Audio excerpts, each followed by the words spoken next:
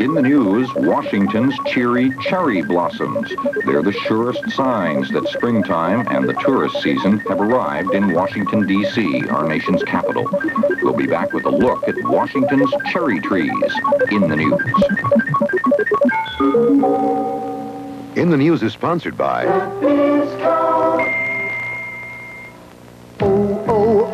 Bright ideas and an Oreo cookie. It's a bright idea to dunk it or to crunch it or unscrew it or to lick it or to trick it. But no matter what you do, it's true. It's fun to munch a creamy, crunchy chocolate. Oreo goes great with imagination. Puts the yum in your creation. Oreo and Oreo double stuffed cookies.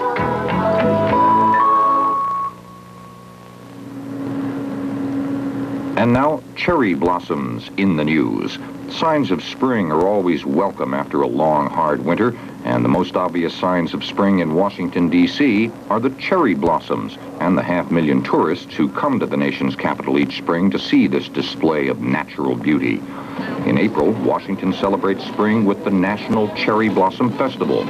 The trees don't always bloom in time for the festival, but this year they were right on schedule. 5,000 cherry trees adorn Washington's parks. About 650 of them surround the tidal basin near the Jefferson Memorial.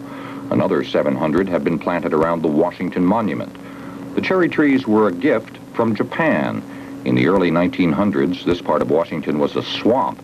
After it was dredged out and dried up, the wife of President William Howard Taft suggested planting Japanese cherry trees in the area.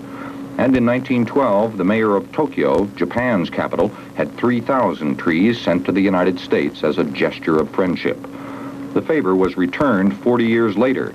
Tokyo's cherry trees were in bad shape after World War II, in which the U.S. and Japan were enemies. In 1952, as a sign of renewed friendship, cuttings from Washington were sent to help revive the cherry trees in Tokyo. I'm Christopher Glenn with Cherry Blossom Time in Washington, D.C. in the news.